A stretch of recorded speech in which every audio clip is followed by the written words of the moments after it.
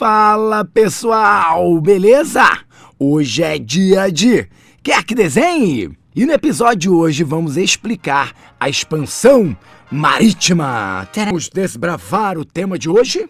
Para saber como aconteceu a expansão marítima, vamos entender primeiro as motivações dessas expedições. Para começar, temos como um dos incentivos a formação de determinados monopólios. A localização geográfica da Península Itálica favorecia o monopólio do comércio dentro do Mediterrâneo. Claro, outros fatores ajudaram na construção desse monopólio, como o fato dessa região ter sido um dos primeiros lugares do renascimento comercial e urbano, além de ser um centro de desenvolvimento dos saberes humanos durante os anos renascentistas. E aí, a gente pode ver que o monopólio dos estados italianos era tão significativo que o primeiro navegador a chegar nas Américas foi o genovês Cristóvão Colombo, que apesar de ser italiano, estava navegando pela Espanha. Ou seja, o conhecimento italiano sobre navegar também deu um belo empurrão em direção a terras desconhecidas.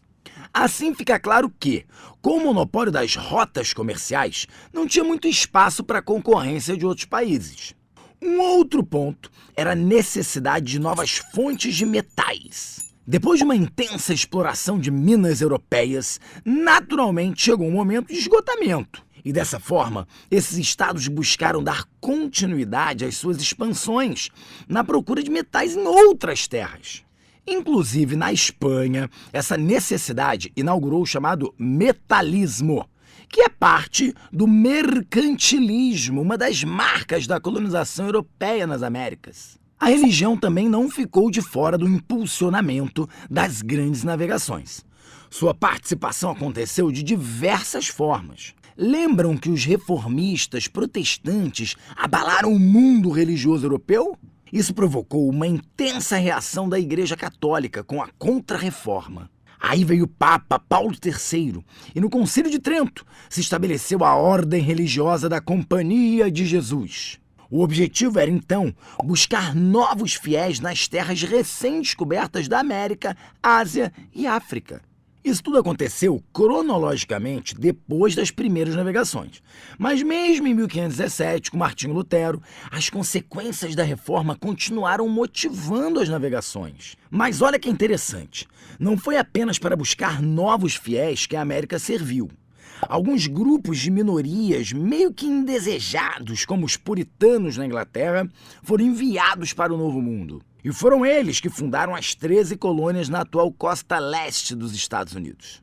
Agora, vamos focar nos nossos colonizadores. O pioneirismo português é um ponto importante quando falamos da expansão marítima. Em primeiro lugar, por conta da sua geografia. Podemos dizer que o extenso litoral português foi uma enorme influência para os portugueses se lançarem ao mar. A tradição pesqueira que se desenvolveu devido ao litoral também teve uma enorme importância para a primeira colonização portuguesa, como, por exemplo, na conquista de Ceuta, no norte da África, próxima ali do Estreito de Gibraltar. Essa região era relativamente perto da costa, e assim havia o controle da entrada e saída de navios no Mediterrâneo. A crescente burguesia portuguesa foi mais um incentivo para as primeiras colonizações do Império. Os comerciantes burgueses estavam atrás de novos produtos e mercados, então investiam boa parte de suas rendas nas expedições. Mas não eram apenas os burgueses que estavam de olho nas viagens. A nobreza estava atrás de honras e de terras e por isso também as incentivava. Assim como o clero, com o interesse de espalhar o catolicismo pelo mundo. Assim, conseguimos ver que boa parte do pioneirismo de Portugal é fruto dos objetivos em comum das classes portuguesas. Em 1383, começa uma crise de sucessão em Portugal, já que Fernando I, que era quem reinava na época, morreu sem deixar herdeiros homens legítimos. E temos aí a Revolução de Avis. A nação, então, se divide. A burguesia e o povo apoiaram Dom João I, filho bastardo de Fernando, conhecido como Mestre de Avis. E a nobreza ficou do lado da herdeira Beatriz, que era casada com Dom João I de Castela, com interesse em uma reunificação com o Reino de Castela. Como era de se esperar na Idade Média, esse problema foi resolvido com um confronto. Com o apoio burguês e dos ingleses, o filho bastardo vence a Batalha de Aljubarrota e ganha o trono. Tá, e o que isso tem a ver com a expansão marítima? Essa unificação e estruturação do Estado português de forma precoce resultou em um crescimento e uma aproximação da burguesia e da nobreza governante. E, consequentemente, possibilitou a saída dos portugueses para o mar. É claro que essas movimentações todas teriam consequências. E a principal se deu na economia. A pulsante revolução comercial foi incentivada e espalhada por toda a Europa. O colonialismo foi a principal fomentadora do mercantilismo na Península Ibérica. Sendo que na Espanha isso apareceu na forma do metalismo e em Portugal no comércio de gêneros tropicais. A ocupação das colônias americanas é feita num contexto de renascimento comercial que foi impulsionado pela própria colonização e transformou profundamente a economia europeia. Podemos somar a isso os primeiros movimentos de globalização, já que, pela primeira vez, houve uma interação dos mercados mundiais. Com esse crescimento econômico todo, a partir da exploração dos bens coloniais, a Europa começa a desenhar sua hegemonia mundial. O capital acumulado pelos comércios, bens coloniais e outras atividades relacionadas, como o curso e a escravidão, foram essenciais para uma coisa que vocês certamente ouviram falar: a Revolução Industrial, em especial na Inglaterra. Em diferentes medidas em diversos países, a exploração colonial deu enormes lucros, permitindo o desenvolvimento material e técnico-científico nas metrópoles e, naturalmente, maior dominação dos territórios coloniais.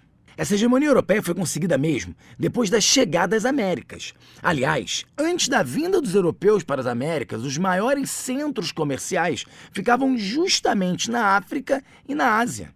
E por último, mas longe de ser o menos importante, a expansão marítima resultou no colonialismo.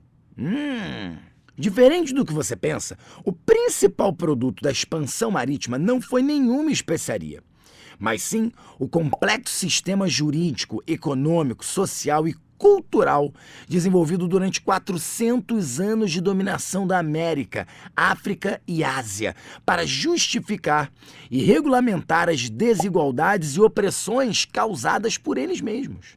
E outro aspecto importantíssimo é a troca cultural dos povos europeus com os povos nativos e africanos.